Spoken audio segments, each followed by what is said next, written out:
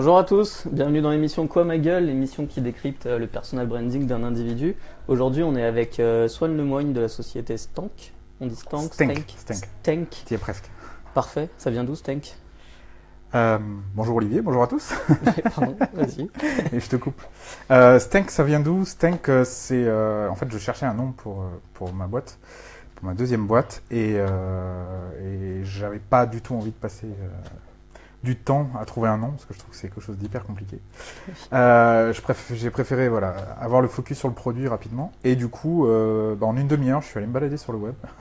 J'ai regardé un peu, des mots liés à mon activité, liés au web, et puis quand j'ai trouvé quelque chose qui m'a plu, voilà. Et donc, au fin fond d'une fiche Wikipédia, je suis tombé sur la traduction en vieux danois d'éclaboussure et d'explosion, et ça veut dire stank en danois. Voilà. Donc, tout simplement, voilà, j'ai rajouté un .com, j'ai enlevé le AE qui n'existe pas en France, parce que donc en danois, merci. En danois, en fait, ils ont la lettre AE collée, et donc voilà, on a séparé et ça fait stank.com, explosion, éclaboussure. Voilà. Parfait. T'as quel âge aujourd'hui? J'ai 30 ans. J'ai 30 ans cette année. Ok, ça fait combien de temps que t'as monté Stank? Alors Stank, ça fait l'image de Stank, ça fait à peu près un peu plus de 2 ans maintenant. J'ai commencé, je suis passé par la case auto-entreprise, ouais. Et puis très rapidement, au bout de 3 mois, j'ai changé de statut et donc maintenant on est passé en SAS, en société. Voilà. Parfait. Tu nous racontes un petit peu comment on arrive aujourd'hui à cette société, par où tu es passé, études, création d'entreprise. En tout cas, c'est ce qui est indiqué sur ton profil LinkedIn, ouais. C'est qu'il y a déjà eu une tentative. Je sais pas, tu veux nous expliquer comment en 2015?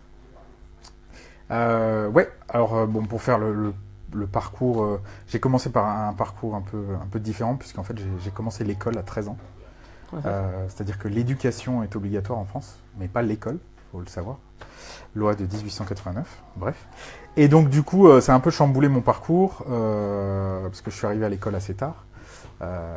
J'ai beaucoup aimé l'école, je me suis structuré, et puis après j'ai suivi un cursus assez classique, parce qu'après le bac, j'ai continué sur une licence et sur une école de commerce.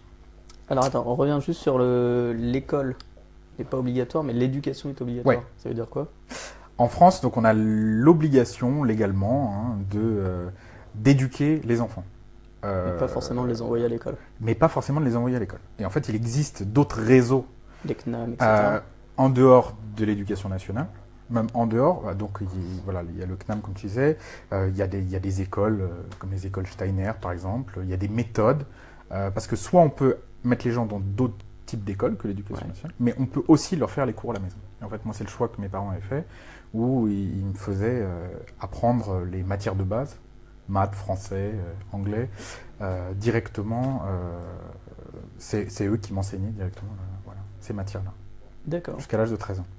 Donc de l'âge de 13 ans, t'es parti? Et à 13 ans, en fait, devant mes demandes répétées à apprendre, parce qu'à cet âge-là, on a envie de découvrir le monde, je faisais que 3 matières principales, donc le français, l'anglais et les maths. Et en fait, j'avais envie de découvrir plus. J'étais très demandeur, et mes parents, au bout d'un moment, ils ont dit, bon, il va falloir maintenant voilà, le scolariser pour qu'il puisse avoir toutes les matières. Voilà. Donc quand je suis arrivé la première fois en 5e, il y avait de la bio, de la géo, des maths avancées, de la techno, je faisais du sport pendant les cours, enfin, j'étais comme un fou voilà, devant toute cette connaissance qui arrivait. Et ça a pas mal, du coup, cette expérience, parce que j'ai vécu plus, on va dire, dans le monde des adultes, puisque j'étais pas scolarisé, et ça m'a beaucoup formaté. Ouais. Ça a joué beaucoup dans ma personnalité rapidement, et puis au fur et à mesure ça s'efface un peu, parce que voilà, après j'ai fait un tronc commun classique, moi je disais, en finissant par une école de commerce. Mais voilà, ça m'a donné une autre vision du monde, en tout cas, que je dirais que beaucoup de personnes n'ont pas forcément au début, quoi. Ok, école de commerce. Voilà, donc école de commerce. En parallèle de mes études, après le bac, j'avais déjà mis la main un peu dans l'entrepreneuriat parce que j'avais créé une petite agence de création de sites internet qui s'appelait Graphitech. Et alors à l'époque, c'était en 2005, et on codait des sites en Flash. Donc on faisait des sites en entier en Flash avec le menu. Le Flash qui vient de Montréal. Le Flash, voilà, qu'on vient d'apprendre hier, Adobe a définitivement enterré le Flash. Donc voilà, c'est fait. Donc j'avais eu déjà cette expérience. Bon, mes parents étaient entrepreneurs aussi.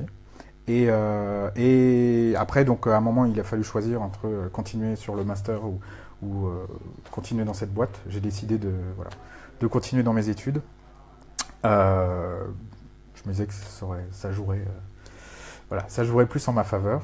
Et donc du coup, j'ai fait 2 années en école de commerce. Et puis ensuite, je suis reparti dans le monde je suis parti dans le monde de l'entreprise, de manière assez classique. Je travaillais dans un gros groupe dans l'automobile. Après, j'ai eu une expérience en Allemagne. J'ai travaillé pour un site e-commerce international. Et puis, mais j'avais toujours cette idée d'entreprendre qui était restée en moi depuis longtemps. L'idée aussi de remonter ma boîte, mais peut-être par manque de confiance ou volonté d'avoir de l'expérience, de gagner de l'expérience, j'ai retardé un peu cette création d'entreprise. Ok, pardon. Oui, vas-y. J'ai vu que sur ton profil LinkedIn, tu indiques que tu as fait une année ou peut-être un peu moins d'études en Inde. Ouais. Oui, alors parce que donc j'ai fait une année de césure entre mon master, et j'ai fait aussi une partie de ma 2e année de master, en fait. Je l'ai faite en Inde, et donc pendant 1 an, j'étais à New Delhi, à côté de New Delhi. Donc c'était un échange universitaire classique, mais sauf qu'on a eu j'ai eu l'opportunité de le faire pendant 1 an. Donc j'étais à un moment où je voulais découvrir des choses très différentes, donc j'ai dit l'Inde, c'est parfait. C'était soit l'Inde, soit la Chine. D'accord. Voilà. Et entre l'Inde et ton expérience aussi en Allemagne, qu'est-ce que ça t'apporte aujourd'hui en tant qu'entrepreneur? Est-ce qu'il y a des choses que tu te dis, tiens, je fais ça aujourd'hui parce que j'ai vécu ça à l'étranger? Déjà, ça a confirmé un goût prononcé que j'ai pour l'international, et ça a vraiment, je pense, ouvert mon esprit. L'Inde, moi, ça ne me parlait pas du tout avant d'y aller. C'est loin, la culture est quand même très très différente. Ils ont des manières de faire différentes, voilà. Et c'est vrai que ça m'a apporté une ouverture d'esprit vraiment importante, quoi. C'était hallucinant de voir ces gens qui vivent sur la même planète que nous, et c'est complètement différent, des façons de faire, l'hyperpopulation, les gens qui se touchent partout. Voilà, une culture forte avec une histoire aussi, une histoire importante. Donc ça, c'était assez intéressant pour moi de l'expérimenter. Et puis je pense que ça fait partie du parcours de vie où en fait je pense que ça m'a donné ça m'a fait un peu réfléchir, et puis réfléchir un peu à la condition qu'on a en France, où on se voit quand même beaucoup nombril du monde parfois. Et c'est vrai que régulièrement, je sais que quand on a des conversations avec des amis et des choses comme ça, et que ça commence à partir un peu, genre on est les rois du monde, j'aime bien, avec mon expérience justement, remettre un peu les choses à plat et dire voilà, on se calme, il y a du monde ailleurs, il y a des gens qui ne nous attendent pas.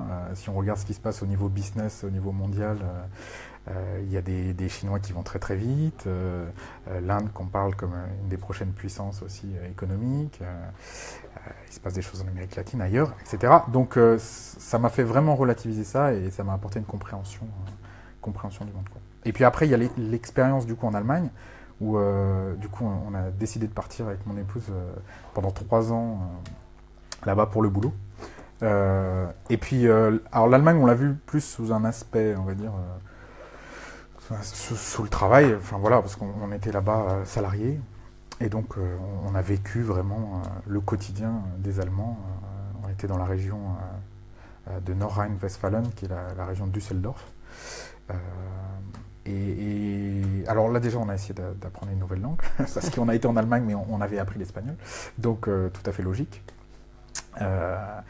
Et puis ça nous a, je dirais que moi ce que ça m'a appris, c'est beaucoup de rigueur, et ça peut faire un peu cliché, mais c'est vraiment comme ça, et encore plus de manière professionnelle.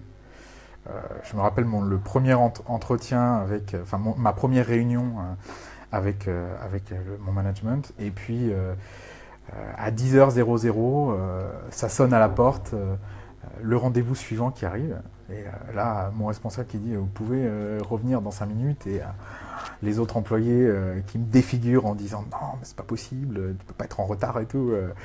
Enfin voilà, j'ai été mis dans le ton direct, c'est 10h00. Et donc on apprend à pas gaspiller son temps. Ils n'ont pas trop la maladie de la réunionnite là-bas, une certaine efficacité, voilà. Donc ça, tu l'as gardé un côté très pratique en fait, que j'ai essayé de garder ensuite pour mon entreprise. Et voilà, des fois, ça vaut le coup de regarder les choses telles qu'elles sont, en tout cas d'essayer le plus possible. Et puis, ça aide parfois aussi à prendre les bonnes décisions, quoi. On a commencé par un petit peu le parcours, finalement quelques voyages, etc. Ouais. On revient un petit peu à aujourd'hui. Qu'est-ce que ça fait, Stenk? Alors, juste une parenthèse, avant Stenk, donc on est parti de l'Allemagne dans l'idée de venir en France pour créer mon entreprise. Ouais. J'ai créé une start-up qui s'appelait Weconix, qui était une place de marché pour les ingrédients naturels. Et donc j'avais monté ça avec un associé qui était en Allemagne. On avait commencé à travailler le projet en Allemagne, et puis quand je suis arrivé en France, c'était pour ouvrir la société, et puis commencer les activités commerciales. On a développé la plateforme, etc., etc. J'ai travaillé à peu près 15 mois sur ce projet, qu'on a décidé d'arrêter fin 2015. Et du coup, à la suite de ça, j'ai lancé Stenk, donc comme je t'ai dit, en auto-entreprise puis en société. Et donc aujourd'hui, Stenk, c'est une agence de 3 personnes et demie, comme j'aime le dire, une agence web, et qui a pour objectif en fait d'aider les sociétés à gagner en notoriété, à améliorer leurs ventes ou à améliorer la prospection commerciale. Voilà. C'est les 3 piliers, on va dire, les 3 raisons pour lesquelles nos clients viennent nous voir. C'est ces grandes problématiques. Et en fait, alors ce qui est marrant, c'est la transition en fait entre les deux, parce que j'étais beaucoup à contre-courant sur mon ancien projet. J'étais dans un univers que je connaissais pas. Je venais de l'ameublement. Là, j'étais dans les ingrédients naturels. Je me suis retrouvé à des salons en Suisse avec des techniciens, des biologistes, des gens hyper pointus. Voilà, donc un monde complètement différent où il a fallu que pendant 15 mois, je me batte pour obtenir les premiers clients. Et puis, à ce moment-là, je suis arrivé à Lyon. J'ai commencé à travailler à la cordée. Et puis, quand on sentait un peu la fin sur mon ancien projet, en fait, naturellement, j'ai senti le besoin des entreprises de communiquer sur le web. Et vu que c'était ma spécialisation avant, j'avais fait ça donc, pendant 3 ans à plein temps pour la société Qubit que j'avais développée. Donc, j'avais développé tout le côté international. C'était une entreprise allemande et on vendait sur le web, mais j'avais développé tout l'international, donc la France, l'Espagne, l'Angleterre. Et là, en fait, petit à petit, j'ai senti un peu le vent qui tournait, où j'avais l'impression plus d'aller dans le sens du courant, quoi. Et des demandes au fur et à mesure qui sont venues, ils m'ont dit, bah voilà, on aurait besoin de ça, on a besoin de faire des campagnes sur Google, on ne sait pas comment ça marche, et puis autour d'un café. Au début, moi, j'ai commencé à faire ça un peu en mode, voilà, temps libre, ça va me changer l'esprit. Donc ça en parallèle de la start-up. Oui, alors voilà, au début, il y a eu quelques mois où c'était un peu en parallèle. Et puis, et du coup, petit à petit, le réseau s'est créé, et puis j'ai eu de plus en plus de demandes.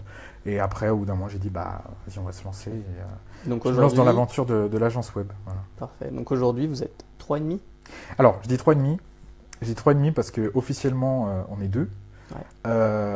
Mais je bosse avec pas mal de prestataires régulièrement. Et du coup, voilà, si on accumule tous ces gens-là, par mois, on est plutôt 3,5 que 2, voilà, on va dire. Mais on a besoin de compétences assez diverses parce qu'aujourd'hui, on accompagne nos clients vraiment de A à Z.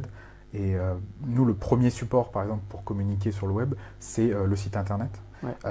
C'est aussi de vérifier en amont que toutes les différentes étapes de la création du produit, de la marque, etc., aient bien été respectées.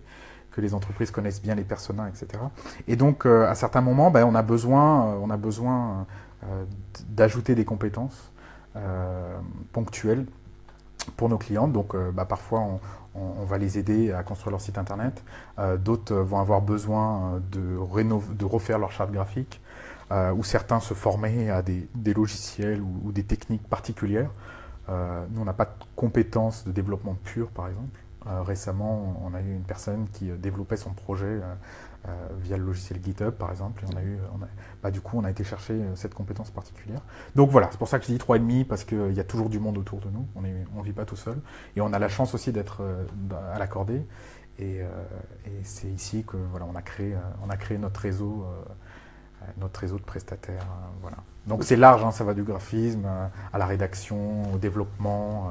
Des fois, on a besoin de personnes aussi, si des marques ont besoin de travailler leur processus commercial, par exemple. Parce que nous, généralement, ce qu'on fait sur le processus commercial, c'est qu'on le traduit sur le web, mais on ne le crée pas. Voilà. Si l'entreprise ne connaît pas bien encore le tunnel d'achat de son client, les bons arguments commerciaux qui vont faire mouche, ce n'est pas notre travail aujourd'hui. Par contre, on peut tout à fait intégrer cette compétence dans le projet global de la communication sur le web.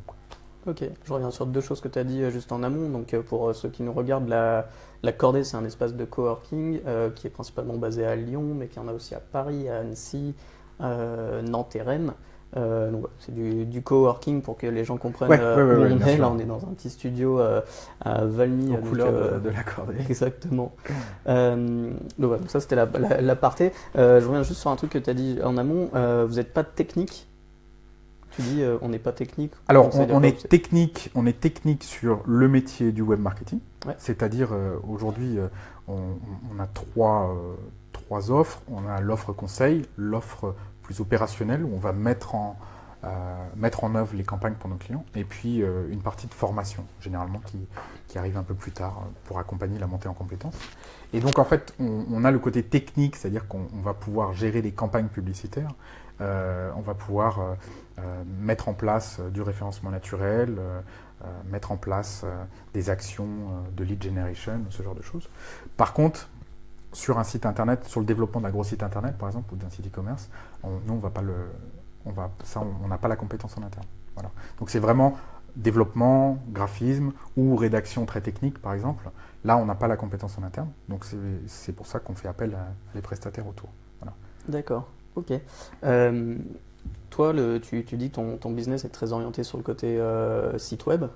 Comment tu vois le site web sur Internet aujourd'hui et dans les 10 prochaines années?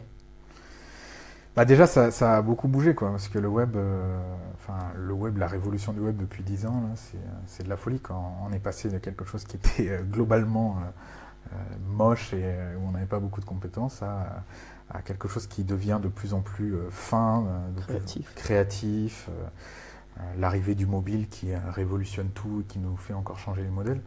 Donc c'est vrai que le site web aujourd'hui c'est un des supports de base pour la communication digitale, mais ce qu'on voit de plus en plus c'est que c'est en train de changer aussi.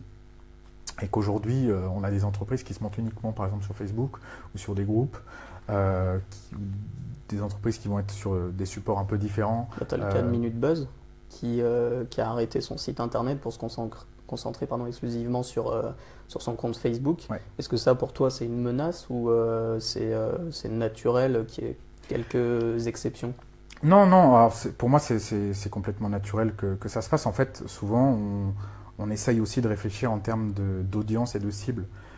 C'est-à-dire que Minute Buzz, aujourd'hui, ils jouent beaucoup sur la viralité de leur contenu. Enfin, ils ont toujours joué là-dessus, mais peut-être que Facebook correspond plus à leur cible et à leurs besoins en termes de viralité. Parce qu'il ne faut pas oublier que ça a aussi le désavantage de perdre son audience.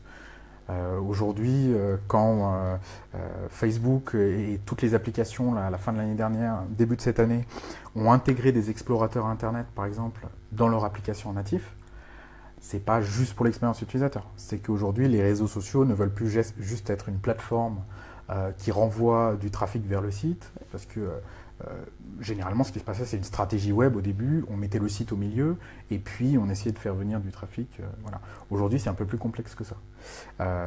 Donc, dans le cadre de médias comme Minute Buzz, ça a du sens, mais ça n'a pas forcément du sens pour tous les sites. Et puis, on n'est pas, encore une fois, maître de tout ce qui se passe sur Facebook. J'ai eu l'exemple très récemment avec un de nos clients qui a une forte activité sur Facebook, qui publie tous les jours des contenus très créatifs avec des vidéos, etc. Ils ont souffert d'un bug Facebook qui a fait tout simplement qu'ils n'ont pas pu utiliser leur page Facebook pendant 2 mois. Pendant 2 mois entiers. Autant dire que je recevais des emails tous les jours pour me dire est-ce que vous avez des contacts avec Facebook, etc. Et pour eux, c'était juste invivable, quoi. C'était juste invivable. Donc, il ne faut pas oublier aussi que quand on va sur d'autres plateformes, on n'est plus maître du code, on n'est plus maître de ce qui se passe. Donc, voilà. Après, c'est sûr que le rôle des réseaux sociaux va être de plus en plus important. Et c'est là aussi où on accompagne les clients pour, en fonction de leurs besoins, de leurs objectifs, de faire en sorte de leur proposer la solution la plus adaptée en fait. Parce que, encore une fois, dans le cas de Minibus, ça peut le faire. Si on a besoin de créer une communauté, c'est un endroit parfait qui peut aussi aider. Pour de la communication peut-être un peu plus institutionnelle ou des secteurs du B2B par exemple, c'est peut-être plus intéressant quand même de maîtriser sa communication à fond et de ne pas forcément avoir des interruptions ou des problèmes de gestion, etc., etc. Mais c'est vrai que le rôle des réseaux sociaux devient très important. Je pense que cette année, au début de l'année prochaine, il va y avoir aussi une grosse nouveauté. C'est YouTube qui se lance de plus en plus dans la création de contenu. Et à terme, ils veulent vraiment devenir un acteur de la VOD. De plus juste être une plateforme où on met la vidéo, mais être aussi des créateurs de contenu et tout ça. Et ce genre de choses, ça va encore révolutionner. Je pense que par exemple au niveau de la vidéo, on est vraiment au début d'une grosse révolution, quoi. Voilà. Après, te dire à quoi va ressembler, pour revenir à ta question en fait, pour te dire à quoi va ressembler le web dans 10 ans, c'est compliqué parce qu'il y a une accélération des changements qui est ultra forte et aujourd'hui c'est dur déjà de dire ce qui va se passer dans 2 ans.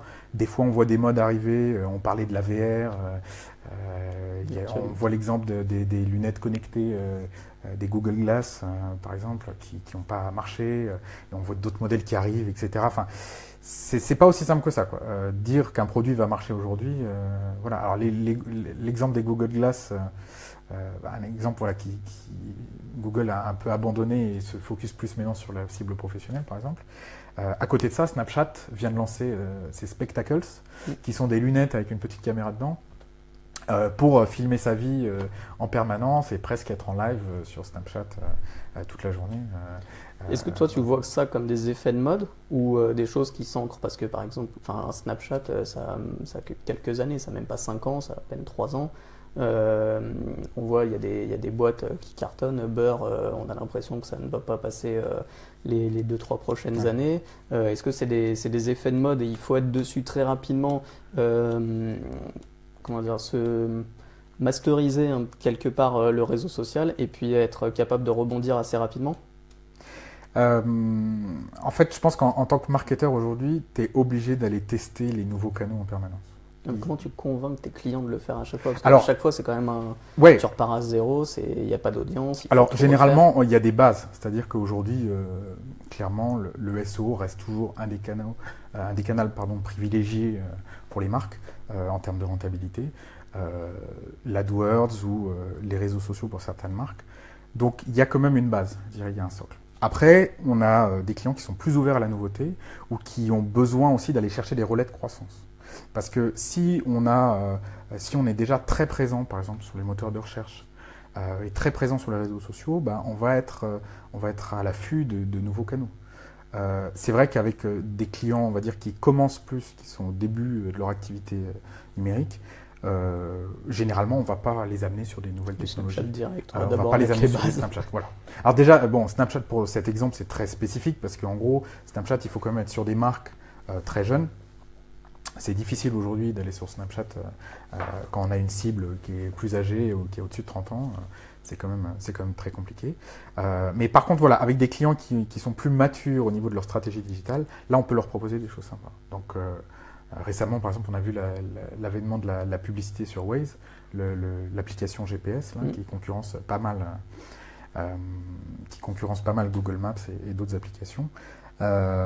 Après, oui, il y a aussi un effet de mode, c'est-à-dire des choses qu'on pensait un peu acquises. Je pense à l'exemple de Twitter, là.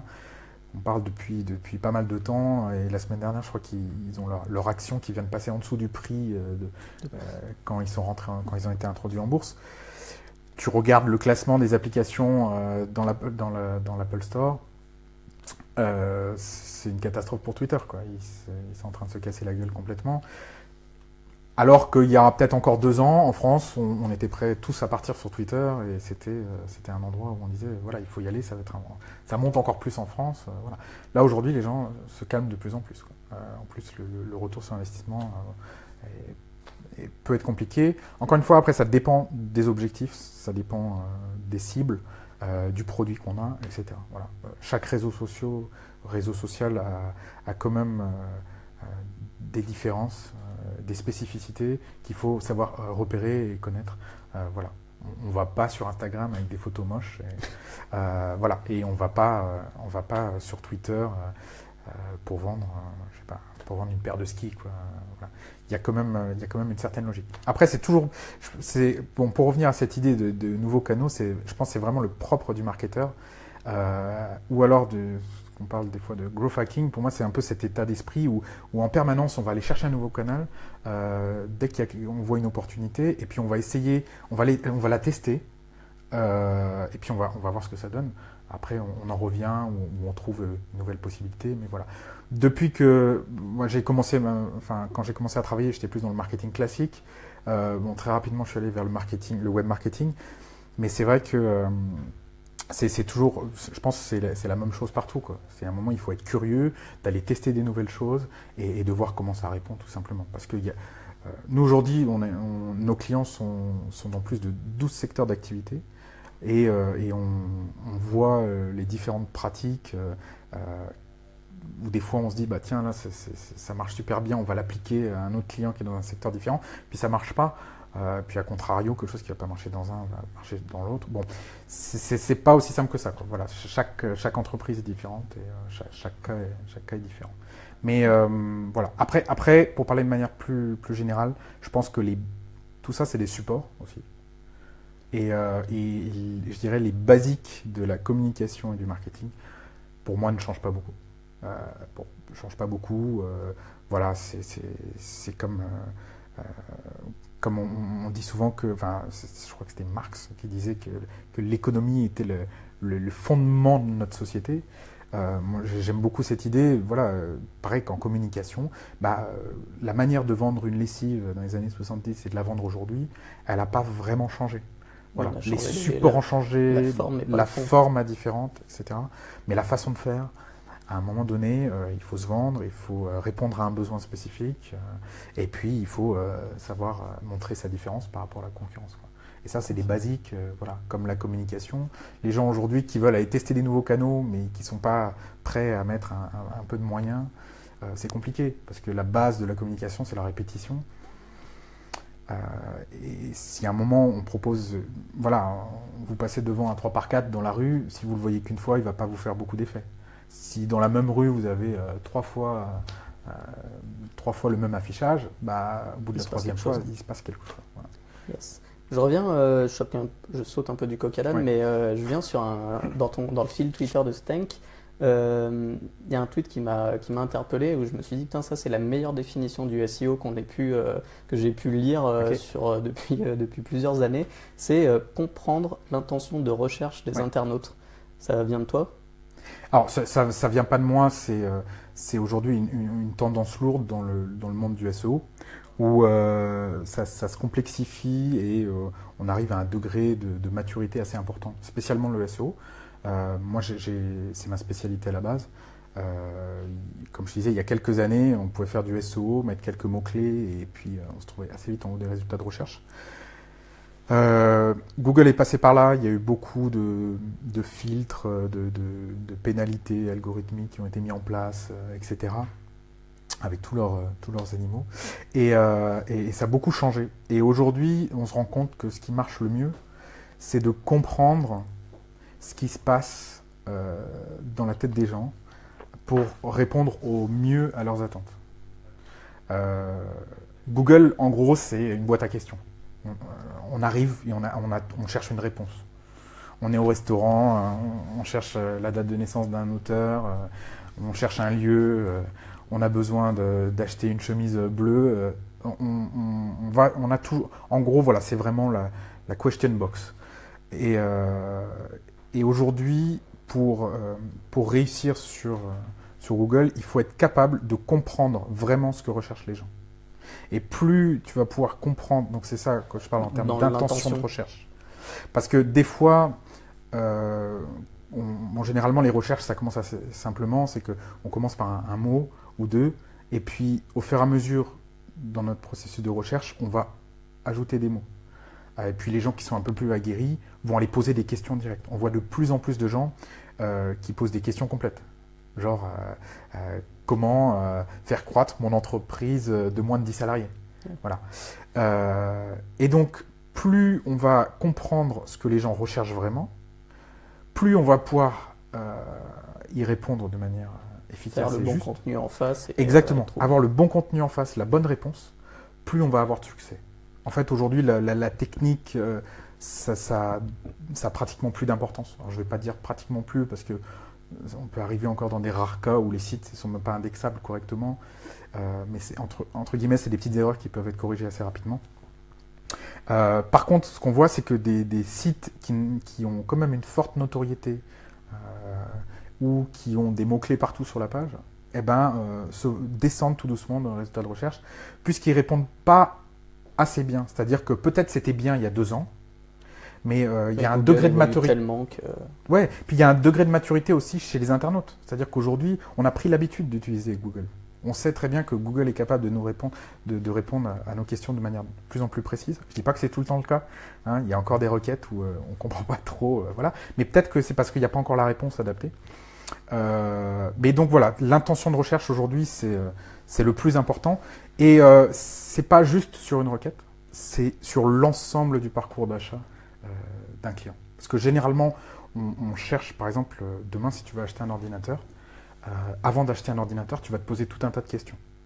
Tu vas te demander combien de RAM tu veux, quelle taille d'ordinateur tu veux. Voilà, tu vas te poser tout un tas de questions.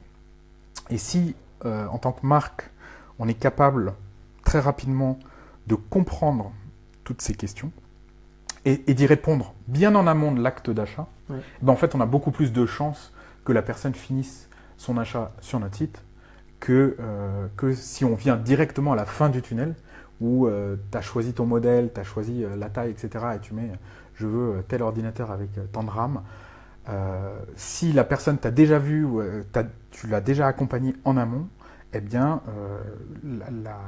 la chance qu'elle achète chez toi, alors bien sûr si tu es encore positionné, voilà, si les basiques, on va dire, du marketing, de la communication sont respectés, les prix, etc., qu'elle finisse chez toi. Voilà. Et donc l'intention de recherche, c'est aussi, c'est pas juste sur une expression, mais c'est dans la globalité. Quel est le parcours d'achat complet de mon client? En sachant que dans certains secteurs, ça peut être très simple, en disant, si on est sur un achat plutôt court et spontané, on va dire, voilà, j'ai besoin de m'acheter des baskets jaunes, donc globalement, on ne va pas révolutionner, voilà, ce sera peut-être celui qui a la meilleure offre, etc. Par contre, quand on arrive dans des secteurs plus B2B ou plus dans les questions de notoriété, etc., dans des parcours d'achat où ça peut être un peu plus long, là, ça demande vraiment une réflexion bien en amont pour comprendre le déroulé. Ça nous arrive, enfin, on a des clients aujourd'hui qui ont des tunnels d'achat qui vont entre 3 et 6 mois. Donc il faut être... Non, mais c'est surtout aujourd'hui, on parle de plus en plus aussi du B2B. Nous, on accompagne... on a la moitié de nos clients qui sont dans le B2B et on est obligé de comprendre ce qui se passe de A à Z, quoi, parce qu'autrement, si on arrive juste à la fin, c'est compliqué, quoi. C'est compliqué. Okay. Voilà. C'est quoi, toi, ton dernier achat sur Internet ? Écoute, on a acheté ce petit trépied avant-hier, voilà, avec lequel on fait le live sur YouTube si des gens nous regardent. Et donc voilà, dernier achat sur Internet. Parfait. Il est rouge. Qu'est-ce qu'il fait Swan dans la vie perso, une fois qu'il a fermé son ordinateur? Qu'est-ce qu'il fait Swan dans la vie perso? Déjà, il passe beaucoup de temps sur son ordinateur, mais trop. Non, qu'est-ce que je fais? Je fais du sport. Je fais pas mal de sport de raquette. Donc tennis, badminton. J'ai aussi depuis 3 ans une passion pour les drones de course. Les drones de course. Les drones de course. Donc je sais pas si ça te parle, mais voilà, on parle beaucoup des drones, on va dire publics ou grand public. Et il y a une petite catégorie là-dedans qui se balade et qui s'appelle les drones de course en fait. T'en as un toi? C'est des donc oui, j'en ai même 3. J'en ai même 3. Et en fait du coup on s'amuse à commander des pièces donc voilà, je passe régulièrement mes week-ends à réparer mes drones et c'est des petits drones qui vont très très vite et on s'amuse à faire la course entre les arbres. Quand tu dis on, voilà. C'est quoi? Alors parce que je fais partie d'un petit club d'une association qui s'appelle Flip and Roll d'ailleurs. et donc si vous voulez venir voir ce qu'on fait, voilà, on se retrouve souvent le dimanche après-midi à Méribel, au parc de Méribel, et donc on essaye d'aller un peu loin, et voilà, on fait la course entre les arbres, voilà. Bon, souvent ça se termine au bout de 5 minutes, puisqu'on se prend l'arbre et que le drone explose, mais voilà, il y a le plaisir du montage aussi. Donc c'est ça, et puis après pas mal de voyages aussi, où voilà, je continue à explorer le monde, un peu moins qu'avant, peut-être, à mon grand regret, mais voilà, je continue à me balader un peu partout. C'est vrai que c'est toujours intéressant de s'ouvrir et d'aller voir ce qui se passe ailleurs, parce que c'est hyper accessible, quoi. C'est où ton prochain voyage? Le prochain voyage, c'est la Laponie. On part en Laponie là, début d'année prochaine, et donc on va se frotter au nord et on espère voir des aurores boréales et profiter des activités. Faire quelques courses de drone là-bas. Faire quelques courses de drone, ouais, on va faire ça. Mais non, voilà. Et puis après, je passe pas mal de temps aussi avec les potes. Voilà. Les potes à Lyon et surtout les potes à Toulouse aussi. Tu viens de Toulouse? Ouais.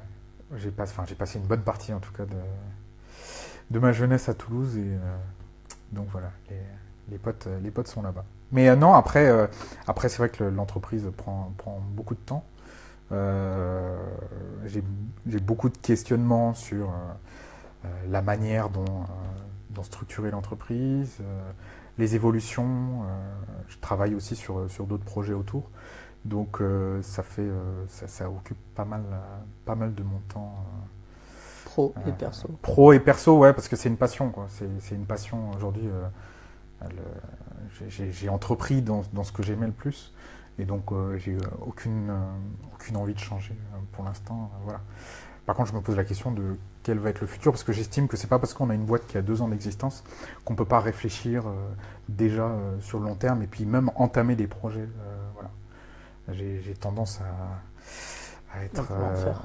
À vouloir en faire. À vouloir en faire, ouais, toujours. Donc Mélanie me dit toujours que voilà, je veux toujours plus, mais bon, c'est le naturel. Mélanie, ma femme, ouais. Et du coup, j'ai toujours envie d'en faire plus. Généralement, quand je fais quelque chose pendant 1 an ou 2, je pense déjà à d'autres projets. Et donc là, par exemple, on travaille sur un outil.